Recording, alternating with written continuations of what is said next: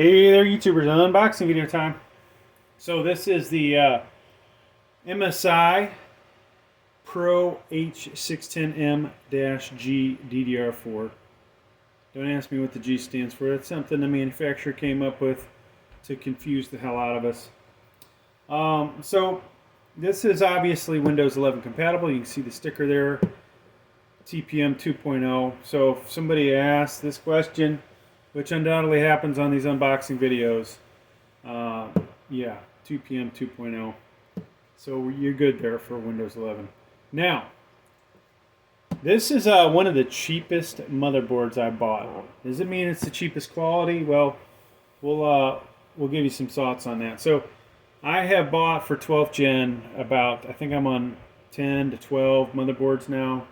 We've unloaded a few of them. I no longer have any of the other H610Ms, but we do have plenty of B660s and one H670 and 3 Z690s. So I've held on to those. You know, what is this good for as far as CPUs go? Well, this is definitely capable of handling something like the Celeron G6900. Of course, it has to be LGA 1700, right? So you're looking for 12th gen CPU. Intel Pentium Gold G7400. That's another one that would work good with this. i3 12100, 12100F, another good CPU for it. And then I would say really this maxes out at something like an i5 12400, 12500, 12600, right in that range, right? What is it not good for? I would not use either one of these guys here, okay? The i7 12700 or the i9 12900. Why? You're going to find you're going to be limited as far as power limits, which may or may not affect performance, depending on what you're using it for. Benchmark scores will be a lot less with a motherboard like this. And the issues potentially with the VRMs, because I would expect the VRMs aren't very good on something like this motherboard. But the first four CPUs I did talk about, you're probably going to be fine. Okay, MSI is a pretty good company. Now, if this was a BioStar H610, I may reduce that number of CPUs, maybe down to the Celeron and the Pentium. But that's just my thoughts on that. All right, so here's what it says on the back. You guys can read that yourself. We'll open this up and check it out, just so we can get it right. Storage 1 M.2 Gen 3, so no Gen 4 on your M.2, so that sucks. Expansion slots, PCIe 3.0, so you don't even get 4.0 on this one, okay? So that personally sucks. So, you know, you buy the cheapest motherboard, folks, expect to have some things that are disappointing. Performance will not be as good as a decent B660. Will not be as good as definitely the Z690. But for most of you, does that matter? No, probably not. Most of you won't even notice it. All right, I/O shield here. What do we have here? What is this thing? Oh, little badge to put on the outside. I never use those. Driver disc. Of course, the best and newest drivers are going to be online under support on the manufacturer's webpage for this particular motherboard. Thank you for choosing. If I wanted to register that, which I'm not going to. Quick installation guide. So there's pulls out, and we'll show you how to assemble your computer. Now, interesting enough,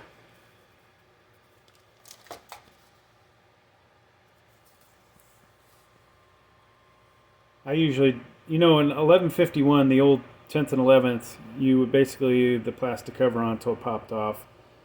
For these guys, though, this is interesting.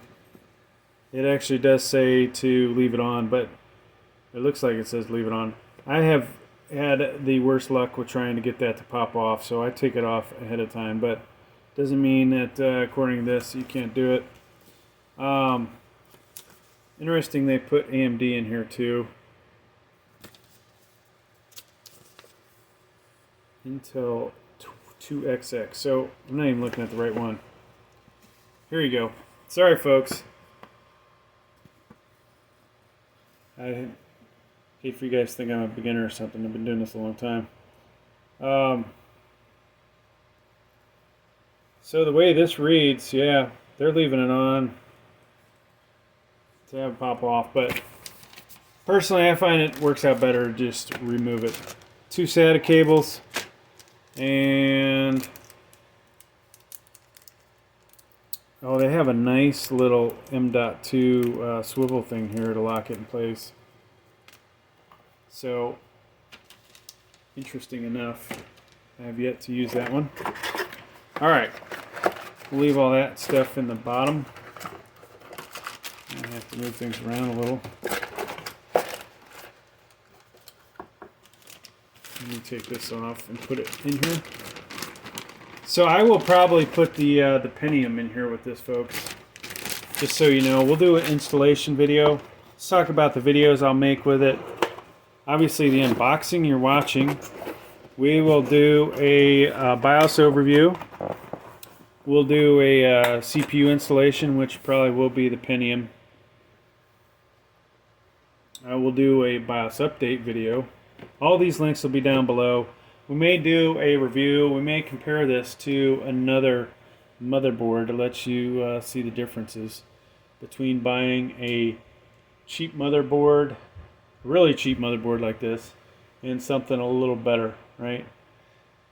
Alright, so, oh, and there will be a macro view video of this where basically it's nothing but close-ups. We get really close on the deck and you can see everything.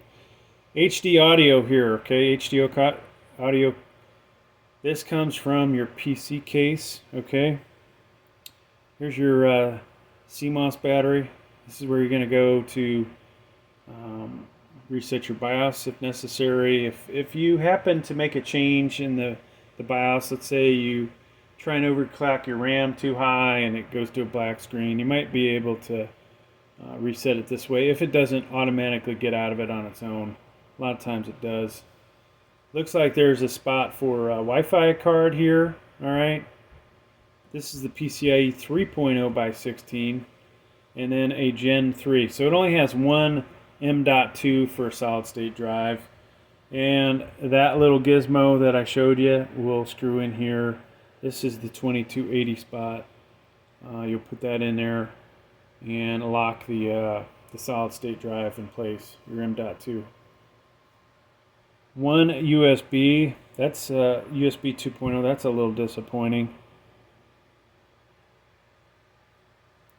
Oh, sorry.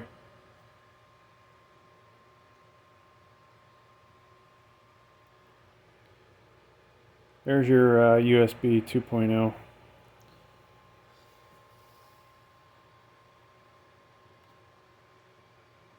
So these are your front panel connectors over here.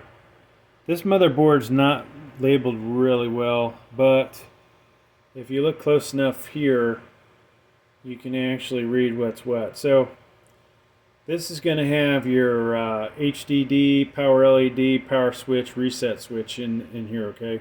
These all come from the case, and then this would appear to be for a speaker if you happen to have one that comes with a little baggie in your case. I don't know if it had it, but this appears to be addressable RGB here. To double check that. 4 SATAs. You want to hook up to 4 hard drives or 4 solid state drives, 2.5 inches that is. USB 3.0 header. This is going to come from your computer case if you have USB 3.0s on the front of it.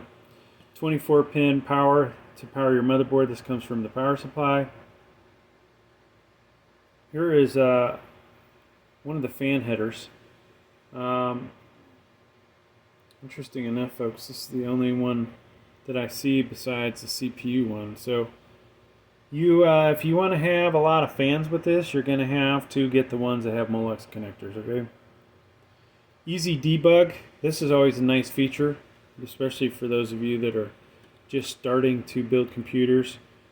Let's see, that one unpops. Okay, so this only this side is going to unpop for your RAM. 2 sticks of RAM here. This is the max. CPU fan header right there. 1x8 power connector. This comes from your, this is for the CPU. This comes from your power supply. Here is your CPU cover. So LGA 1700, 1800. Install the processor before removing cover.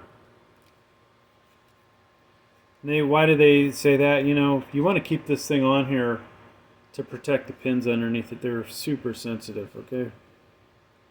Easy to damage them. There is not a lot on this motherboard, folks. This is basic as basic gets. So HDMI, VGA display port, alright?